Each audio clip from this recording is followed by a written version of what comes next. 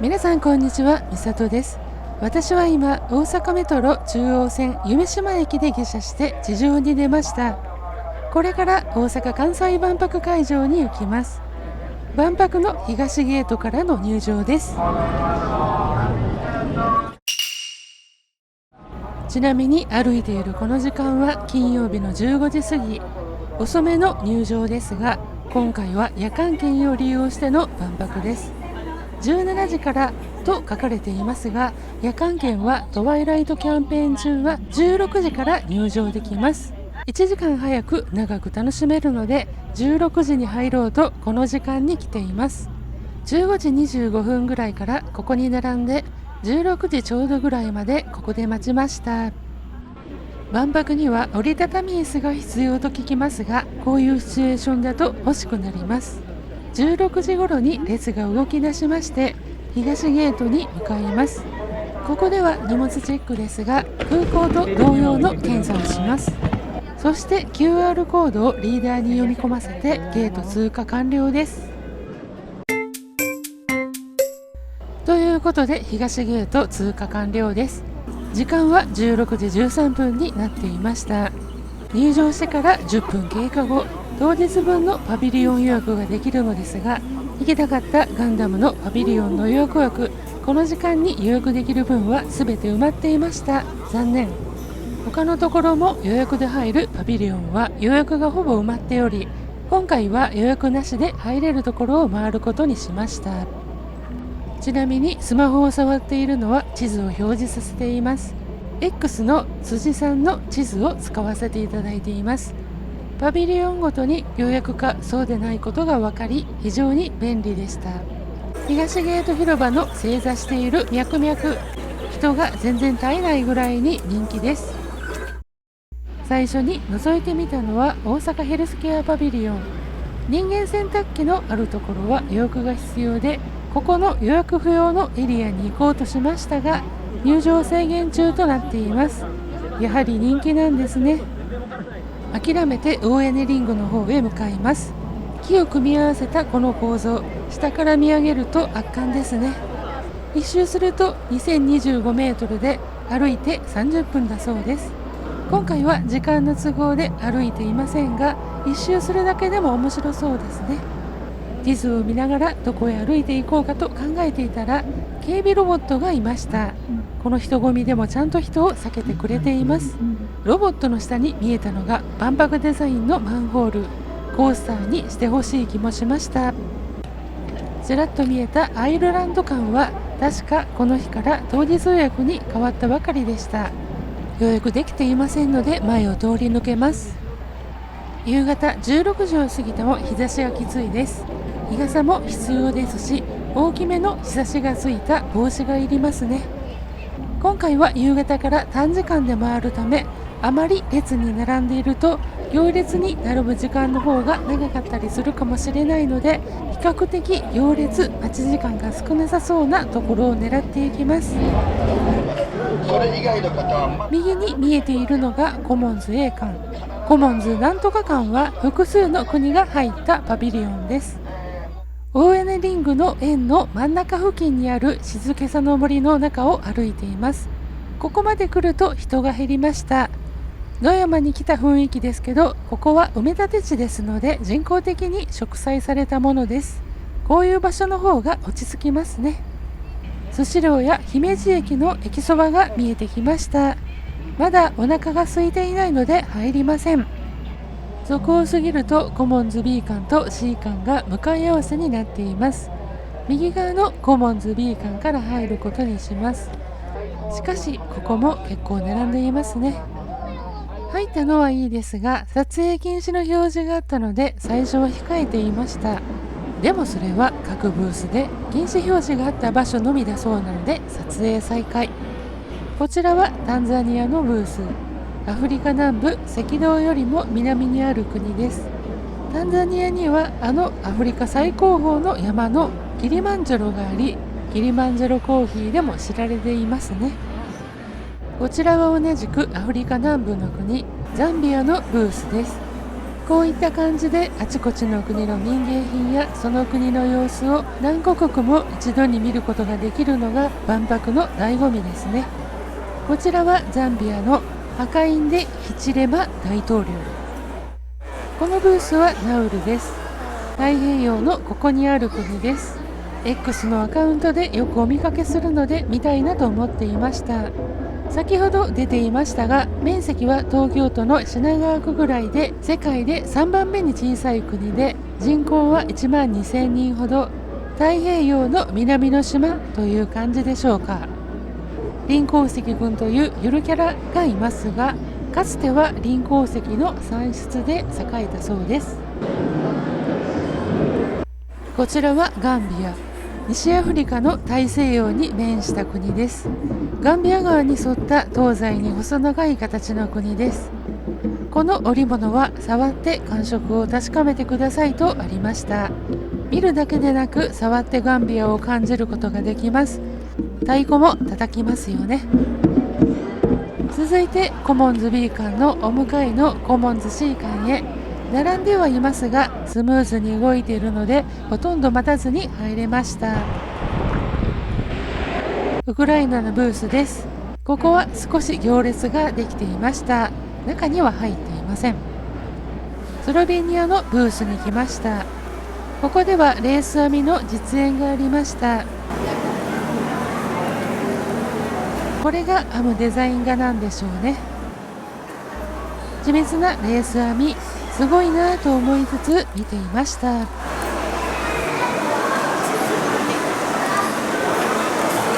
他も見ていましたが、とりあえずコモンズ C 館はこれにて出ます。時間は17時30分を過ぎました。8月の終わりであと1時間ぐらいで日没です。外を歩きましょう。カンボジア館、アルジェリア館と並んでいますが、単独のところは結構行列が長いですね。夕方になって海風が吹いてきたようですが、それでも暑いのには変わりありません。ここでエスカレーターで上に上がってもよかったのですが、後で上がります。大屋根リングを抜けて西側に出るとガンダムのパビリオンです。パビリオンに入りたかったのですけどね、予約がいっぱいです。19時に遅い時間の枠が開放されますが、その時間は別のところに行きます。ガンダムの近くの脈々像、ポップアップステージ西の近くにあります。こちらは手を広げています。本日のイベントの掲示がありました。花火は見ておきたいですね。19時19分から花火ということで、早めに夕飯にします。夕飯は風の広場マーケットプレイスにしようかと決めています。地図で見るとこのぐらい歩くことになります。ということで、さらに西の方へ歩きます。右側に見えてきたのが西ゲートです。東ゲートは地下鉄でアクセスできるのに対して、西ゲートはバス利用になり、こちらの方が混雑は少なめと言われています。東から入って帰りは西から出るのも OK らしいです。この時間から入る人はあまりいないようですね。途中で脈々のイグルミくじの場所に差し掛かりました。行列は映っていませんが、この時は60分待ちでした。2200円で1から3等までサイズ別に当たるそうです。こうして風の広場マーケットプレイスのエスニックフュージョンレストランに到着。5カ国の食事が楽しめるいわゆるフードコートです。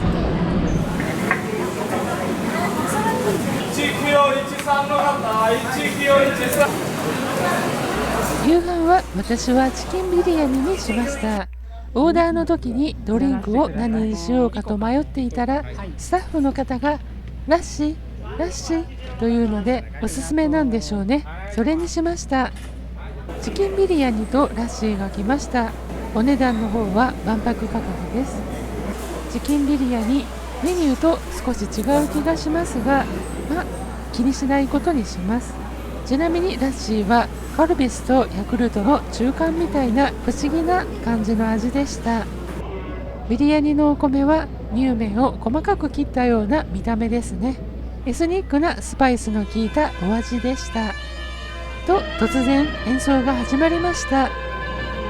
エスニックな料理をいただきながら現地の音楽を聴く万博ならではの体験ができました。これは本当嬉しいサプライズでした。こうして夕飯を楽しくいただきまして、再び外を歩きます。時間は18時40分、日没の時間を過ぎました。この時間になってもまだ来場者はたくさんいます。夕暮れのミャクミャク様を撮影、ガンダムも撮影。その後、会場内にある給水所で持ってきた水筒に給水しました。無料で給水できます。給水前は水筒の中は氷が残っているほど冷えていましたが、補給後は普通の水の温度になりました。でもありがたいですね。日が完全に沈みまして、万博会場に夜が来ました。大屋根リングが映える時間帯です。夜間券ですから、これからが本番ですよ。この後始まる花火は大屋根リングの上から見たいので、エスカレーターに乗りました。大屋根リングの上まで来ると、すでに手すり付近はいっぱいでした。花火開始の10分前です。リングの上は照明はないので、こんな雰囲気になります。途中リングの中へ入る道があったので行くと、エレベーターがありました。まだ花火まで少し時間があるので、上のリングへ行ってみます。大屋根リングの上にも植栽されていて、秋の虫の音まで聞こえてきます。人工的に作られていても自然に帰っていくようで、当たり前なのかもしれませんが、不思議な気もします。花火はこの辺りから見ましょうか。海側を見るとこんな感じ。西ゲートのお客さんの帰りを待つバスが大量に停車中です。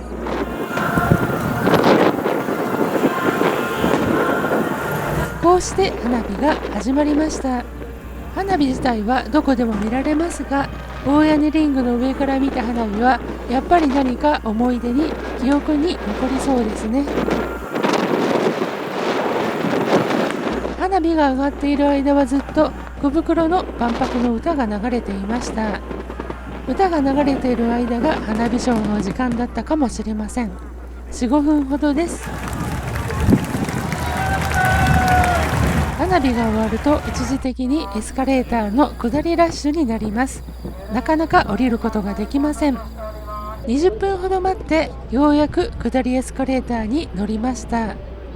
手近なエスカレーターで降りましたが、ここはどこだか分かりません。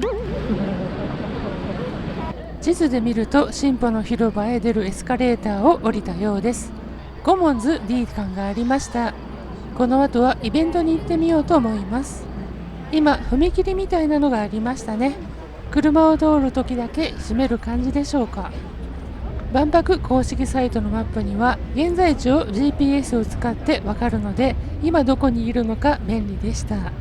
これからどこに行くのかというと、ポップアップステージ北です。進歩の広場から南通り、命パークを通って静けさの森を通り、空の広場ポップアップ北に出ます。真っ暗で分かりにくいですが、命パークの文字が見えます。静けさの森西寄りを歩いています。さっき通った駅そばの近くです。この近くに光るミャクミャク様がおられました。夜でもミャクミャク様は人気です。こうして空の広場に出ました。少しこの付近は人が少ない感じ。こうしてやってきたイベントは、種の約束 Y 砂と光と音で紡ぐ物語コンサートキッズジャズ、サンドアートと音楽と語りで、種が人生という旅をしていく冒険物語だったと思います。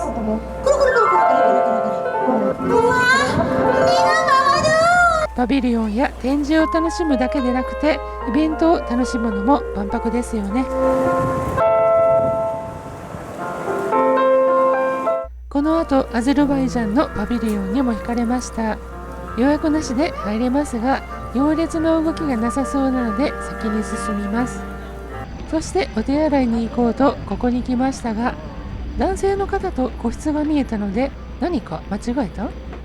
どうやら暗いので分からずに出口から入ったようです。こちらへ向かうと理由が分かりました。オールジェンダートイレで一方通行になっていたのですね。女性用の個室は手前に何室かありましたので、どちらか選んで使えます。私はこちらを利用させていただきました。この後は動画冒頭で前を通過したコモンズ A 館へ、大屋根リングの東ゲート寄りへ戻ってきました。行列もなくすんなり入れました。時間は20時20分過ぎでした。その中でふらりと入ったのがサモア。先ほど出てきたナウルから南東方向の日付変更線に近い場所の南太平洋の島国です。ここにも触れて楽しめる展示がありました。南の島の楽園のようなイメージを感じました。観光で行っても面白そうです。他に南太平洋のパラオやソロモン、インド南東沖のスリランカ、南アフリカのエスティワニ、ガーナは西アフリカですね。トリニダード・トバコはカリブ海の国。こちらは中東のイエメン。イエメンのブースは家の壁や窓周りにつける装飾でしょうか。それらが中心の展示でした。その向かいがブルンジのカフェ。ここのカヌレが人気だそうで、かなりの行列ができていました。こちらはイエメンの販売ブース。万博ではこちらのブースの値切り交渉が知られているみたいです。ということでコモンズ A 館を出ました。いろんな国が集まっていて、ちょっとした世界一周気分を味わえる各コモンズのパビリオン。予約なしでも入れて結構楽しめました。ここで時間は20時40分。ドローンショーもこの後あるそうですが、この辺りで歩き疲れてきました。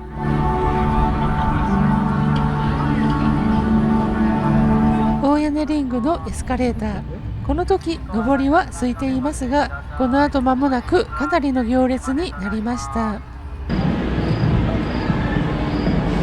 21時からのドローンショーを見たいところですが、この辺りでそろそろ帰ります。最後にもう一度大屋根リングを中から見上げまして、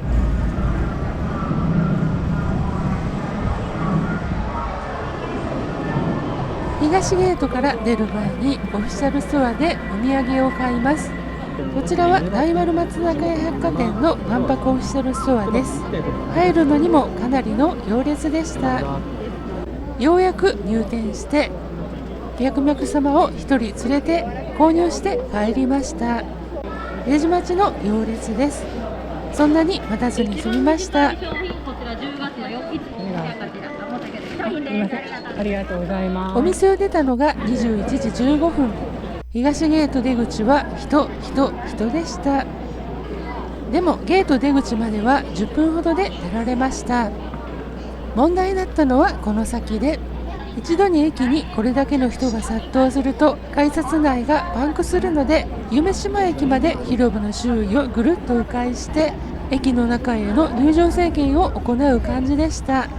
今の時間帯は6両編成の電車が2分30秒間隔で万博の帰宅客をさばいているのでしょう。やっと夢洲駅が見えてきました。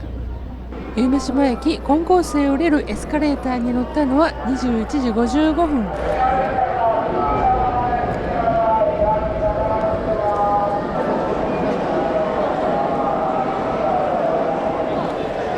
改札も通って地下鉄に乗り込んで、乗れたのは夢洲22時4分発の森の宮行きでした。粟津駅で下車。ここで乗り換えです。千日前線電車に乗ります。谷町9丁目で降ります。ここで近鉄に乗り換え、大阪上本町駅22時52分発の大和八木行き急行に乗れました。夕方16時からでしたけど、3700円で5時間少し会場に滞在でしたが、結構楽しめたと思います。何より日本にいながら世界のいろんな国のことが知れますし、ちょっとした海外旅行気分、さまざまな文化に触れることができますね。正直もう一度行きたくなりました。1回、多分1日券で行っても物足りないですね。ということで今回の動画はここまでにさせていただきます。今回も最後までご視聴いただき誠にありがとうございました。チャンネル登録をどうぞよろしくお願いいたします。評価の方もしていただけると嬉しいです。